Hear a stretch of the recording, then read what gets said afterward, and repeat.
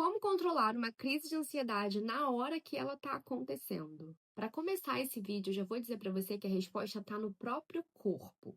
Mas antes da gente chegar lá, sobre a prática, o que você deve efetivamente fazer na hora, a gente precisa entender um pouco mais sobre o que está acontecendo nesse processo de crise de ansiedade, para a gente conseguir compreender a dinâmica da intervenção que vai precisar ser feita para você conseguir sair desse estado.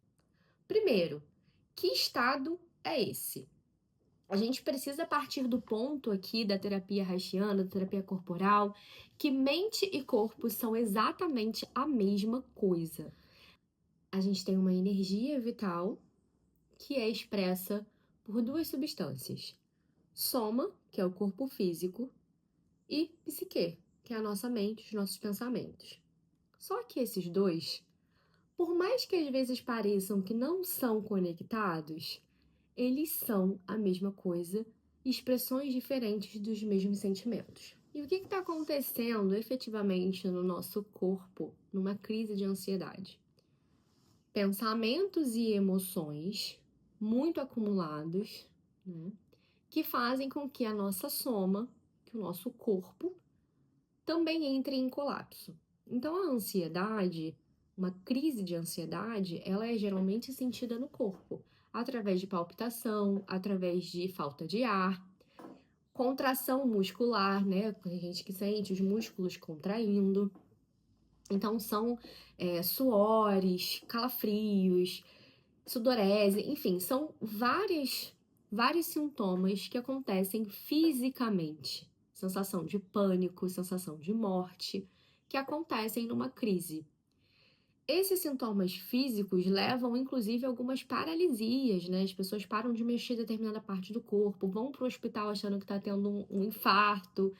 E, na realidade, é o corpo, a soma, expressando alguma sobrecarga, né, da psique. Então, a soma, o corpo, ela está expressando a sobrecarga da psique. Como que isso acontece? Através do sistema nervoso.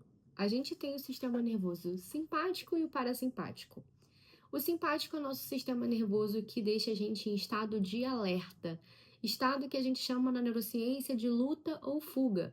Então, quando a gente está passando por uma situação onde a gente corre algum tipo de risco, a gente liga esse estado. Esse estado, ele é um estado mais irracional.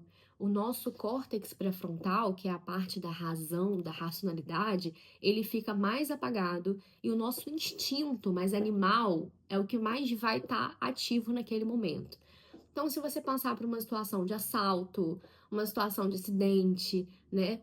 O que acontece? O nosso sistema simpático, que é o sistema de luta ou fuga, ele é superativado, você fica ali tendo suas reações automáticas para se defender, né? E cada um vai ter o seu tipo de reação. Então, numa crise de ansiedade, o seu sistema simpático, que é o sistema de luta ou fuga, ele está extremamente ativo. Mas em uma situação onde não tem um risco aparente, né? Ele está ativo demais para uma situação disfuncional, uma situação que não tem risco de sobrevivência real, mas tem risco de sobrevivência na psique. Esse é outro assunto, a gente pode falar em outro vídeo. Então, o que vai acontecer nesse momento? A gente precisa, para que esse sistema nervoso simpático que está hiperativo possa deixar você funcionar de volta, a gente precisa ativar o sistema parasimpático. Então, a gente precisa relaxar o seu corpo. Ai, mas eu não consigo, porque a crise e a falta de ar vem e bababá. Então, a gente vai começar agora a falar sobre os itens, né? O passo a passo para a gente conseguir, na hora, sair desse momento. Então, primeiro de tudo, você precisa entender que você está num estado de alerta, como se você estivesse correndo um risco de vida. Ok. Segundo, os pensamentos que você tem, eles não são necessariamente reais. Por quê? Esse risco de vida que você está correndo, ele não é um risco de vida real, imanente de um acidente, de alguma coisa que está acontecendo. Então, esses pensamentos que vêm, eles são pensamentos que são advindos de alguns processos traumáticos e algumas coisas que você tem que a gente não vai identificar aqui agora. Mas o fato é, precisa haver uma separação desses pensamentos. Por quê? Porque os nossos pensamentos, eles não são necessariamente o que a gente realmente pensa. Tem muita gente que chama isso de pensamento intrusivo, né? Que é aquele pensamento que vem e tal. Então, o que é o rolê? Eu não acredito nesses pensamentos. Porque eu posso pensar qualquer coisa. E eu começo ali a olhar para esse pensamento que tá vindo na minha cabeça, compreendendo que ele não é meu. Então, o que eu vou fazer? Eu vou precisar me desidentificar. Eu não tenho mais identificação com esse pensamento. Eu sou eu, Thaís, aqui. E esse pensamento que tá dizendo que eu vou morrer, que eu tenho que ter medo, que alguém tá me traindo, esse pensamento não sou eu. Esse pensamento são construções da minha psique. Então eu vou olhar para ele assim, de fora, eu não me identifico mais com ele. Então, quando eu tô vendo que esses pensamentos estão vindo e ele vira uma bola de neve, é porque eu tô muito, muito identificada, eu tô acreditando que aquilo é real. Então, em algum momento eu falo assim, opa, isso não é real, peraí. Como que a gente faz isso? Respiração. Então, em algum momento você vai fechar os olhos e você vai respirar, se concentrar na sua respiração profundamente, para que você tente observar os pensamentos. Apenas observar eles passando na sua tela mental, como se fosse assim, ó, letra de legenda. Passando. E aí, eu não tô conseguindo fazer isso, Thaís. Eu ainda tô com falta de ar, os pensamentos estão me deixando desesperada, o meu corpo tá contraindo, eu vou morrer, não consigo. Aí a gente vai pra etapa de sentir o corpo. Então a gente vai observar ali, na hora você vai sentir o que seu corpo quer fazer, né? Por exemplo, eu tô sentindo um aperto muito grande no peito e eu quero me encolher, me encolher, me encolher, me encolher. E aí eu vou fazer isso, vou me encolher um pouco. Vou ficar um pouco naquele aperto. E quando eu sentir que ele tá aumentando, que ele tá aumentando, que ele tá aumentando, eu vou fazer um movimento contrário. Eu vou trazer os meus braços para trás, ó. Apoiar embaixo e abrir o peito. E respirar. E qualquer emoção que vier, deixa vir. Veio choro, chora. Veio grito, grita. Veio bocejo, boceja. O que quer que venha de emoção, de expressão, não tenha medo de sentir. Sinta. Coloca pra fora.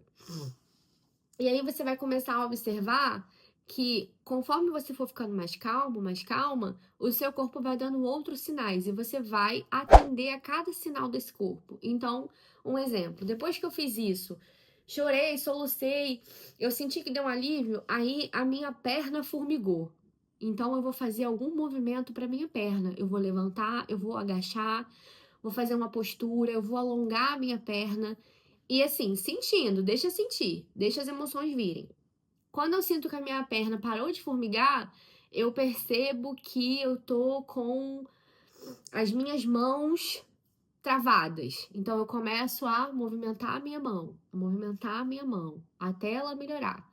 Depois que ela melhorar, eu percebi que eu tô sentindo a minha cabeça explodir. Então eu vou tocar na minha cabeça, na posição que o meu corpo pedir, e ficar na minha cabeça. E assim você vai fazendo, observando cada parte do seu corpo, para que você consiga sair desse processo da crise. Tentar controlar a crise de ansiedade no pensamento é um grande erro. Porque quanto mais você tenta ficar na mente, mais acelerada ela fica, mais os pensamentos ficam desgovernados. Naquele momento, a ansiedade ela tá te paralisando, então você precisa vir para o seu corpo, sentir o seu corpo e dar a ele o movimento que ele precisa.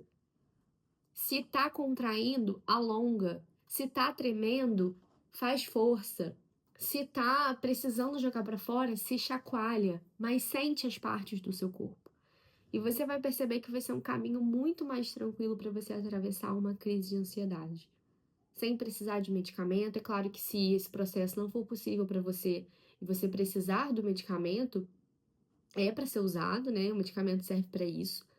Mas eu acredito muito que se você colocar essas orientações aqui em prática, você pode sim passar por um momento de crise de uma forma muito mais tranquila e começar a ter um pouco mais de autonomia sobre as suas sensações.